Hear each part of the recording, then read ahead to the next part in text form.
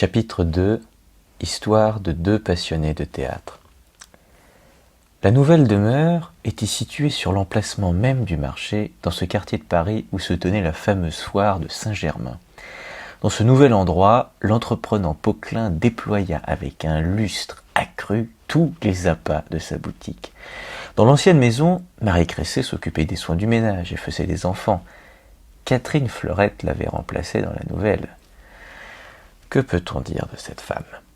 Rien, je crois, que ce soit en bien ou en mal. Mais parce qu'elle était entrée dans la famille avec le qualificatif de marâtre, nombre de ceux qui s'attachèrent à la vie de mon héros ont affirmé que la vie de Jean-Baptiste enfant ne fut pas très gaie du temps de Catherine Fleurette. Elle aurait été une mauvaise marâtre, et c'est elle que Molière aurait peinte sous les traits de Béline, l'épouse perfide dans sa comédie du malade imaginaire. Pour moi, tout cela est faux. Absolument rien ne prouve que Catherine se soit mal conduite à l'égard de Jean-Baptiste, et encore moins que Béline se soit elle. Catherine fut une seconde épouse sans haine, qui remplit sa tâche sur la terre. L'année qui suivit les noces, elle donna à Poquelin une fille du nom de Catherine, et 2 ans plus tard une autre qui fut prénommée Marguerite. Jean-Baptiste suivit donc jusqu'à son terme l'enseignement de l'école paroissiale, et finit par quitter celle-ci. Poquelin père décréta que son premier-né avait suffisamment élargi ses horizons et lui intima l'ordre de se vouer aux affaires de la boutique. Jean-Baptiste se mit à mesurer les étoffes, à planter des clous, à tailler des bavettes avec les apprentis et à passer son temps libre à lire un Plutarque graisseux que lui avait laissé Marie Cressay. Et voici qu'à la lumière de mes bougies, paraît devant moi, dans la porte qui s'ouvre, vêtu d'un habit simple mais cossu, perruque sur la tête et canne à la main, un monsieur d'apparence bourgeoise, très vert pour son âge, aux yeux vifs et aux bonnes manières. Son prénom est Louis, son nom Cressay, il est le père de la défunte Marie, et donc le grand-père du jeune Jean.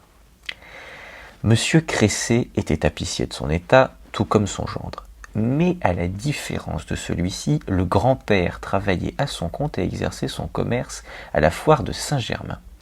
Cressay vivait près de Paris, à Saint-Ouen, dans une belle maison dont il était entièrement propriétaire. Le dimanche, la famille Poquelin avait coutume d'aller rendre visite au grand-père à Saint-Ouen, et les enfants gardaient d'agréables souvenirs de ces visites. Ce grand-père Cressay se lia d'une étonnante amitié avec Jean-Baptiste enfant. Qu'est-ce qui a pu rapprocher ainsi le vieil homme de l'enfant ? Le diable ? Oui, ce fut certainement lui. Cependant, la passion partagée ne resta pas longtemps ignorée de Poquelin père et provoqua bientôt son étonnement grognon. Il avait découvert que le grand-père et le petit-fils étaient tous deux fous de théâtre.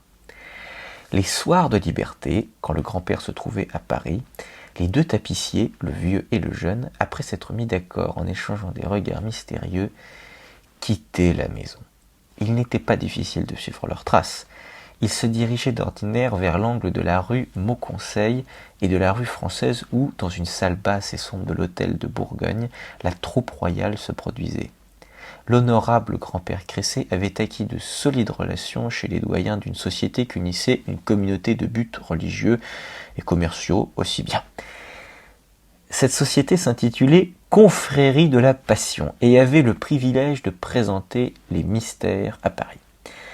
C'est la confrérie qui avait construit l'hôtel de Bourgogne, mais à l'époque où Jean-Baptiste était enfant, on ne jouait plus de mystères et l'hôtel était loué à diverses troupes. Donc, le grand-père Cressay allait voir un doyen de la confrérie et l'honorable tapissier et son petit-fils bénéficiaient de places gratuites dans l'une des loges disponibles.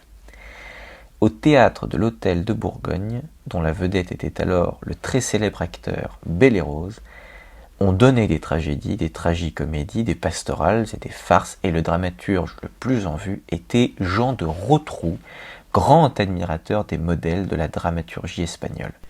Le jeu de Belle-Rose ravissait de plaisir le grand-père Cressay et son petit-fils applaudissaient avec lui. Mais Jean-Baptiste s'intéressait moins aux tragédies dans lesquelles Belle-Rose se produisait qu'aux farces de l'hôtel de Bourgogne. Farces grossières et légères, pour la plupart empruntées aux Italiens et qui avaient trouvé à Paris de splendides exécutants capables de jongler librement dans leur rôle comique avec le texte de l'actualité. Oui, le grand-père Cressé avait montré à Poquelin fils, aux grandes dames de Poquelin père, le chemin de l'hôtel de Bourgogne. Et là, d'abord avec son grand-père quand il était encore enfant, puis plus tard avec des camarades quand il fut un jeune homme, Jean-Baptiste put voir des choses extraordinaires. Le fameux Gros Guillaume qui jouait dans les farces éblouissait Jean-Baptiste par son béret rouge à fond plat et sa veste blanche qui contenait un ventre monstrueux. Une autre célébrité, le bouffon Gaultier Garguille, vêtu d'une camisole noire aux manches rouges, armé d'énormes lunettes et un bâton à la main, déchaînait non moins que Gros Guillaume l'enthousiasme du public de l'hôtel. Jean-Baptiste était aussi fasciné par Turlupin, dont la verve inventive était intarissable, et par Alison, qui jouait les rôles de vieilles femmes ridicules. En l'espace de quelques années, défilèrent devant les yeux de Jean-Baptiste, tournoyant comme sur un manège, visages enfarinés et peinturlurés, ou couverts par des masques, les docteurs pédants, les vieillards avares, les capitaines vantards et poltrons. Devant un public octant de rire, les épouses frivoles bafouaient leurs lourdeaux de mari grognons et les commères maquerelles des farces cactées comme des pies, malins et légers comme des plumes, valets et servantes menés par le bout du nez, les vieillards corgibus donnaient du bâton aux vieux grigous et les fourraient dans des sacs, et les murs de l'hôtel de Bourgogne tremblaient sous les éclats de rire des Français. Quand ils eurent vu tout ce que l'on pouvait voir à l'hôtel de Bourgogne, les tapissiers, dévorés par leur passion, transportèrent leurs pénates dans un autre théâtre, le théâtre du Marais. Là régnait la tragédie, où se distinguait le célèbre acteur Mondori et la grande comédie. Les meilleures œuvres du genre étaient fournies au théâtre par Pierre Corneille, le fameux dramaturge de l'époque. On peut dire que le petit-fils de Louis Cressé plongea dans divers bains. Le Bel et Rose de l'hôtel de Bourgogne, pareil comme un dindon, était sucré et tendre. Il faisait rouler ses yeux, puis les dirigeait vers des lointains mystérieux, balançait son chapeau avec grâce et disait ses monologues d'une voix pleurnicharde, de sorte que on ne savait jamais s'il parlait ou s'il chantait. Tandis que là, au Marais, Mondori ébranlait la salle d'une voix de tonnerre et mourait en râlant dans la tragédie. L'enfant regagnait la maison paternelle avec un éclat fiévreux dans les yeux et rêvait la nuit des bouffons Alison, Jacquemin Jadot, Philippin et du fameux Jodelet au visage blanchi. Hélas, l'hôtel de Bourgogne et le Marais ne pouvaient à eux seuls combler tous les désirs de ceux qui souffraient d'une passion inguérissable pour le théâtre. Au Pont-Neuf et dans l'arrondissement des Halles, c'était le royaume du commerce. Là, Paris engraissait, embellissait et se répandait de partout. À l'intérieur des boutiques, devant les boutiques, une telle vie bouillonnait que les oreilles tintaient, la vue se brouillait, et à l'endroit où la foire Saint-Germain déployait ses tentes, c'était la confusion la plus totale, le brouhaha, le fracas et la gadoue. Mon Dieu, disait un jour le poète infirme Scarron à propos de cette foire, que de merde peuvent se répandre de ces culs qui ne connaissent pas les caleçons. Toute la journée ils vont, ils marchent, ils se bousculent, les petits bourgeoises et leurs mignonnes petites femmes. Dans les boutiques des barbiers, on rase, on savonne, on arrache les dents. Dans la bouillie humaine, on voit des cavaliers au milieu des piétons, juchés sur des mules, des médecins passent, dignes, pareils à des corbeaux. Les mousquetaires du roi caracolent avec leurs casaques brodés de flèches d'or. Mange, bois, achète et vends, capitale du monde, pousse et croît. Et vous, les culs qui ne connaissez pas les caleçons, venez ici, venez au Pont-Neuf. Regardez les tréteaux qui se montent, les estrades que l'on entoure de tentures. Et là, qui est-ce qui piaille quand un mirliton ? Ah, c'est le crieur du spectacle. Ne gîtez plus, mes seigneurs, le spectacle doit commencer. Ne ratez pas cette occasion unique, c'est ici, et ici seulement que vous verrez les fameuses marionnettes de Monsieur Briochet. Venez les voir danser, suspendues à leur fil. Venez voir Fagotin, l'extraordinaire singe savant. Les baraques du Pont-Neuf accueillaient des médecins ambulants, des arracheurs de dents, des charlatans apothicaires qui vendaient aux gens des panacées qui guérissaient de tous les maux. Pour attirer l'attention sur leur boutique, ils s'abouchaient avec des saltimbanques de rue, parfois avec de véritables acteurs qui avaient déjà pris pied sur les planches des théâtres, et l'on assistait à de véritables représentations à la gloire des médications miraculeuses. Il y avait aussi des processions solennelles, où paradaient à cheval, grimés, parés, surchargés de clinquants bijoux de location, des comédiens qui clamaient des slogans et appelaient les gens à les rejoindre. Derrière eux, venaient des bandes de gamins qui criaient, sifflaient, plongeaient dans les jambes et ajoutaient à la confusion. Gronde, Pont-Neuf, j'écoute dans ton bruit naître d'un père charlatan et d'une mère actrice la comédie française. Elle pousse un cri perçant et son visage à peine formé est couvert de farine. Tout Paris parle d'un homme aussi extraordinaire que mystérieux, un certain Christophe Contugy. Il a engagé toute une troupe et donne sur une estrade des spectacles de polichinelle grâce auxquels il vend une bouillie médicinale qui guérit tous les maux et qu'il a baptisé Orvietan. Car une pareille médication ne se trouve en aucune nation. Orvietan, Orvietan, achetez Orvietan. Les bouffons masqués s'égosillent dans le tumulte à jurer qu'il n'y a pas sur la terre une maladie que l'Orvietan ne puisse soigner. L'Orvietan guérit de la phtisie, de la peste, de la gale. Un mousquetaire à cheval passe devant la baraque. Son pur sang louche d'un œil injecté de sang, l'écume bave aux morts. Des culs qui ne connaissent pas les caleçons lui barrent la route, se pressent contre les fontes de la selle.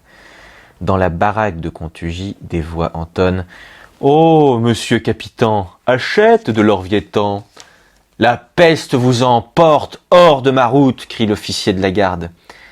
Un certain Sganarelle se laisse appâter. Donnez-moi, s'il vous plaît, une petite boîte d'Orvietan. Ça coûte combien ? Monsieur, répond le charlatan, oh, l'Orvietan n'a pas de prix. Je m'en voudrais, monsieur, de vous prendre votre argent. Oh, monsieur, répond Sganarelle, je comprends que tout l'or de Paris ne suffirait pas à payer cette petite boîte, mais je m'en voudrais de prendre quelque chose pour rien. Tenez, prenez ces 30 sous et rendez-moi la monnaie. Sur Paris, le soir est bleu marine. Les lumières s'allument. Dans les baraques, les lustres cruciformes fument, les chandelles de suie fondent et la flamme ondule dans les flambeaux. Sganarelle presse le pas pour rentrer chez lui, rue Saint-Denis. On l'attrape par la basque de son habit, on l'invite à acheter un antidote contre tous les poisons qu'on trouve sur la terre. Gronde, Pont. Voici maintenant deux hommes qui se frayent un chemin dans la pâte humaine. Un vénérable grand-père, accompagné de son ami et petit-fils en petit col blanc. Et personne ne sait, et les acteurs sur leur planche ne soupçonnent pas qui est celui que l'on bouscule dans la foule près de la baraque d'un charlatan. À l'hôtel de Bourgogne, Jodelet ne sait pas qu'un jour viendra où il jouera dans la troupe de ce gamin. Pierre Corneille ne sait pas qu'à l'automne de sa vie, il sera content quand le gamin prendra sa pièce pour la mettre en scène et lui donnera à lui, dramaturge plus pauvre de jour en jour, de l'argent pour cette pièce. « Ne pourrions-nous voir encore le spectacle suivant ?» demande le petit-fils câlin et poli. Le grand-père hésite. Il est tard, mais il ne peut s'empêcher. « Bon, soit, allons-y. » Sur l'estrade suivante, un acteur fait des tours avec son chapeau. Il le fait tournoyer, le plie d'une certaine manière, le froisse, l'envoie en l'air.